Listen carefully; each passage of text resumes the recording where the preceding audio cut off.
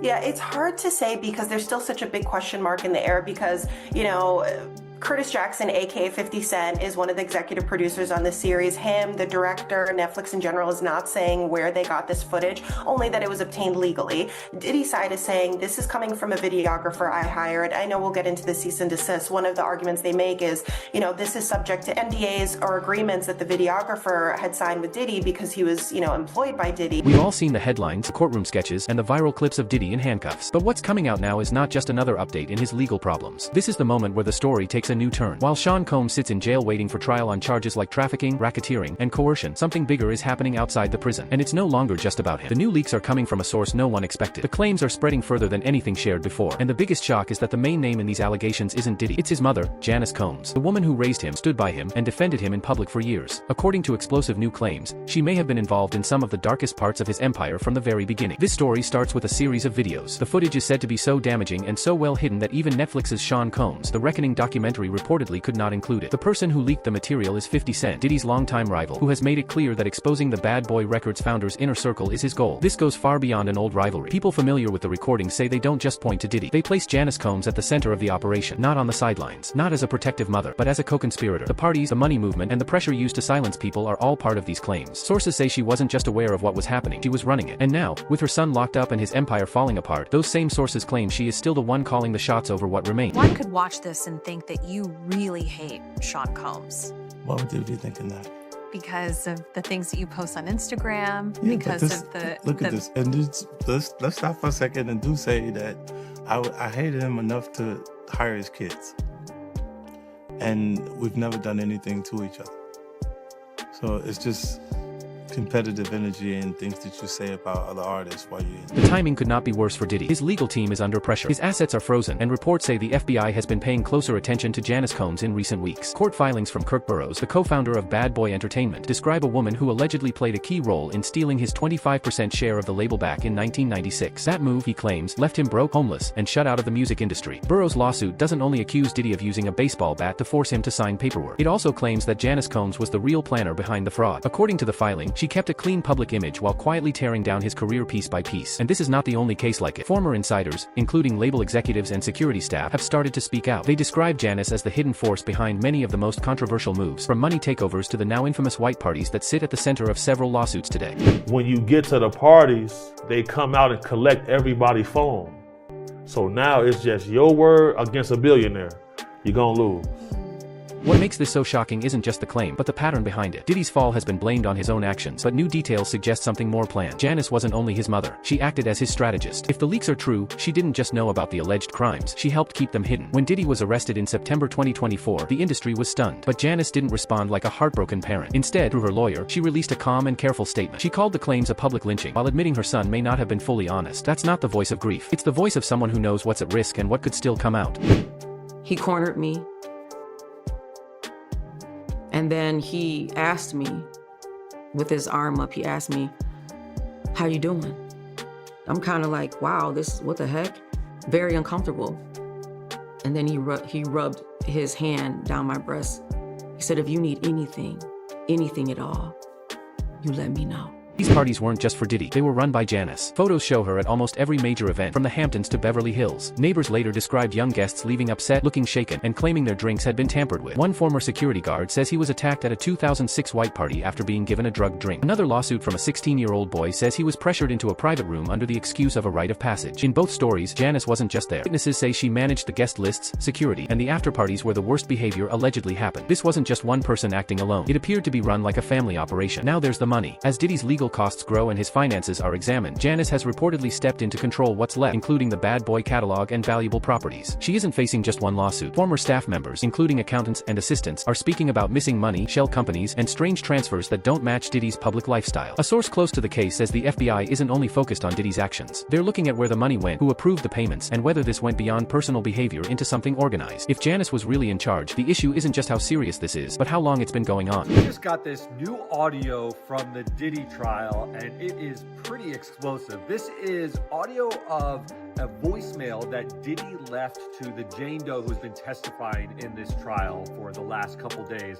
And he sounds really annoyed. He's talking about her maybe giving him the silent treatment, and his response is, I got a busy life. I can't be dealing with your silent treatment. And there's also the mental pressure behind it all. Janice's public support of Diddy has always been tightly controlled. In October 2024, she admitted her son may not have been fully honest about his violent past, but blamed it on poor memory, not bad intent. She denied the accusations while still admitting his flaws, a careful mix of denial and image control. Behind closed doors, insiders describe something much darker. Former bad boy artists, including Day 26 and Donny Kane, have spoken about a culture of fear at the label. In a tearful Vlad TV interview, Quinn Mosley said he woke up confused in a basement room and realized he had been filmed without consent. His story wasn't only about Diddy. It pointed to an atmosphere Janice allegedly helped create, where loyalty was forced through fear and speaking out meant being cut off. The most disturbing part involves emails. Several sources claim there were messages between Janice and key people around Diddy. These emails allegedly used coded language and discussed how to deal with problems. Quay Mosley broke down on camera while talking about one email so frightening that the group couldn't repeat its contents. Diddy's lawyers say these claims are made up, but the pattern keeps repeating. Whenever trouble appears, Janice's name is close by. Now the focus is shifting. With Diddy's trial expected in May 2025, investigators aren't just looking at him. They're examining the entire Combs family operation. Janice is no longer seen as just a witness. She's a possible target. The recent leaks from 50 Cent don't seem random. They appear planned to apply pressure. Because if authorities prove Janice wasn't only Diddy's mother but an active partner, the impact goes far beyond one courtroom. This isn't just about one man falling. It's about an empire built on secrecy, control, and a woman who was never just in the background. Same kind of extortion that we heard when Cassie took the stand and testified on that airplane ride back from France.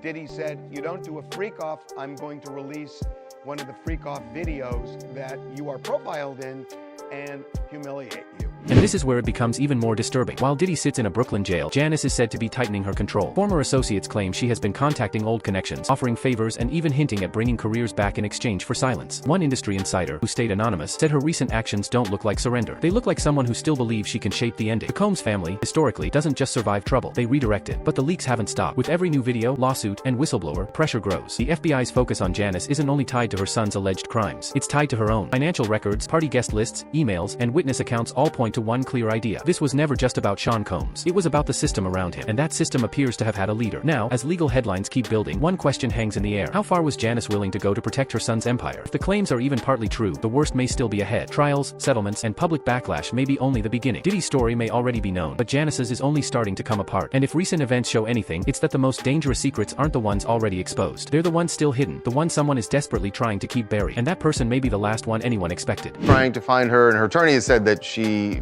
may not be willing to come and testify anyway. So Be interesting. Okay, we're moving on. And if anyone thought the money issues ended at Bad Boy's front door, that belief doesn't hold up. The deeper this goes, the clearer it looks that Janice Combs didn't just handle her son's finances. She allegedly reshaped the entire system so no one else could get near it. Former employees describe a messy and confusing money setup. Payments were pushed through layers of shell companies. Royalties vanished into offshore accounts. Artists who asked too many questions suddenly found their careers frozen. One producer who worked on several Bad Boy projects in the early 2000s said checks would bounce for months. Later, they were replaced with vague promises of future pay that never arrived. When he finally pushed for answers, the response wasn't reassurance. It was a warning. You don't want to make the wrong people upset. And according to him, that voice on the phone wasn't Diddy's. It was Janice's. Jesse, we've been talking about this, just how confident the defense appears that, they could get off on these charges. They could be acquitted, or possibly, who knows what could happen, just because, you are rolling the dice. This really does feel like just kind of like, just kind of like a gambling a little bit with Diddy's life in a sense, just because, if you're offered maybe X amount of time versus this huge amount of time, which could be. Then there's the missing 25%. Kirk Burroughs' lawsuit isn't old news anymore. It matters right now. He claims Janice illegally took his share of Bad Boy in 1996, and that claim is gaining attention as forensic auditors review the label's finances. According to sources, they aren't finding simple mistakes. They're seeing money transfers that don't add up, signatures that don't match, and contracts that appear to have been changed later. Burroughs may have been the first to sue, but others are lining up. 3 former executives say they're preparing their own cases. They're all asking the same thing. Where did the money go, and who approved it? Insiders say the trail leads to a web of holding companies with names that don't clearly link back to the Combs family. One example is a Delaware firm called Urban Legacy Holdings. It's tied to several all-cash property purchases, including a $7 million mansion in Atlanta. Even though it was owned on paper by a shell company, many people knew it as Janice's second home. Records show it was bought in 2003, the same year Diddy's legal problems began after a nightclub shooting. Is that a coincidence? Maybe. But when you line it up with Burroughs' claims that Janice was taking control, the story looks much darker. If assets were being quietly moved, the real question is what else was shifted while her son's empire was under pressure. A very lenient sentence. So what they're asking for is this. They are saying, look, he was found not guilty on all the serious charges: racketeering, fraud, force, coercion. All of those found not guilty. He wasn't charged with but it was part of the force issue. The only thing he's left with is the Mann Act, which is taking a prostitute across state lines and paying them for.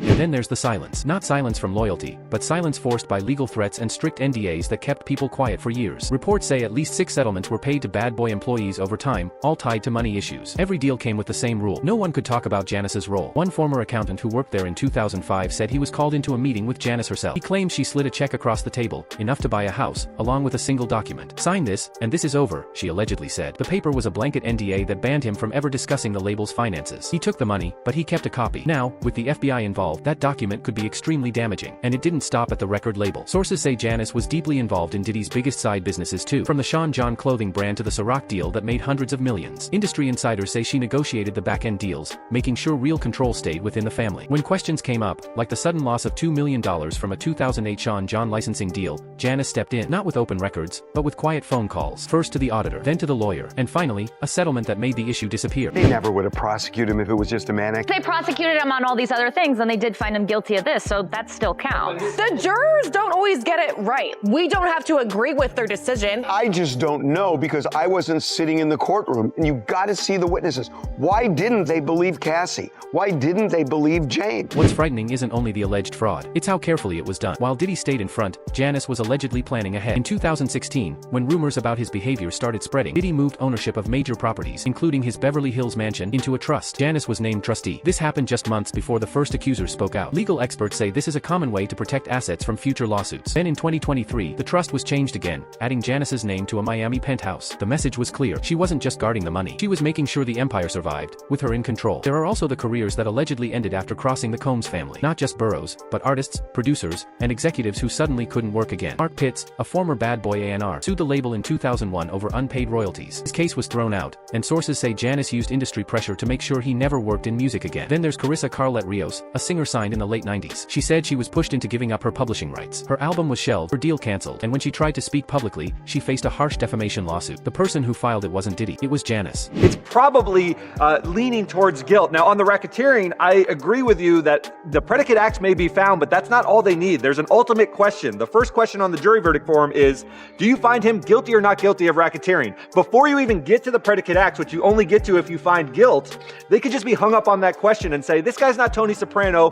I am not convinced that I even want to find guilt. The same pattern keeps repeating. A conflict starts, Janice steps in, and the other side suddenly loses their job, their reputation, or any real chance to fight back. Cassie Ventura's 2023 lawsuit wasn't only about Diddy's alleged abuse. It exposed the system that allowed it to happen. Her legal team says Janice played a major role in helping cover it up. According to those claims, Janice didn't just ignore the behavior. She allegedly took part in the pressure, using her son's influence to silence anyone who threatened the family's image. And now, while Diddy is in jail, Janice is said to be doing more than handling his legal matters. Sources say she's reaching out to old allies and may even be trying to influence potential witnesses behind the scenes. One former bad boy artist, who stayed anonymous, said Janice called him last month. She told him to remember the good times and hinted that some chances don't come twice. The message was obvious. Stay quiet and be rewarded. Speak up and face the consequences. And this is where it gets darker. The leaks from 50 Cent aren't just about Diddy. They're meant to push Janice into the spotlight. And according to legal insiders, it's working. The FBI isn't only looking at Diddy's alleged crimes. They're investigating Janice herself, including possible wire fraud, money laundering, and obstruction of justice. These aren't rumors. They're active investigations supported by subpoenas and grand jury testimony. As the pressure grows, the moves are becoming more desperate. Just last week, a request was filed in Burroughs' case to question Janice under oath. Her response was to ask for a delay, claiming health issues. Her lawyer said that at 84, she's too weak to face a long court fight. But people who know her tell a different story. They describe someone who spent years outsmarting others, who stays calm under pressure, and who isn't ready to back down now. Still, cracks are starting to show. No matter how carefully she planned, Janice couldn't stop the chain reaction caused by her son's fall. Once Diddy was indicted, everything began closing in. With every new leak, lawsuit, and whistleblower, the question isn't if she'll be exposed, but how many others will go down with her. If Janice Combs truly controlled things from behind the scenes, then the entertainment industry faces a much bigger crisis. This isn't just one family's secret. It's a whole system that allowed it to happen, and that system is starting to panic. Sources say powerful people across the industry, from record executives to celebrity lawyers, are rushing to separate themselves from the Combs name. One longtime music figure reportedly said, "I didn't know it was this bad." But the truth is, someone did know. And if Janice was truly in control, then many others may have looked away or even benefited. So where does that leave things? This scandal is bigger than Diddy, bigger than Bad Boy, and bigger than the headline so far. If Janice Combs is the key, then the real story isn't just what happened. It's who else was involved, who else made money, who else stayed quiet, and most frightening, who is still protecting her. This story is far from over. The trials haven't started. The leaks keep coming. And history shows the Combs family doesn't fall without a fight. So the real issue remains. How deep does this go? And when everything finally comes out, who will still be standing? Stay alert and stay skeptical. We're watching closely, because what comes next could be explosive, and it won't be easy to ignore.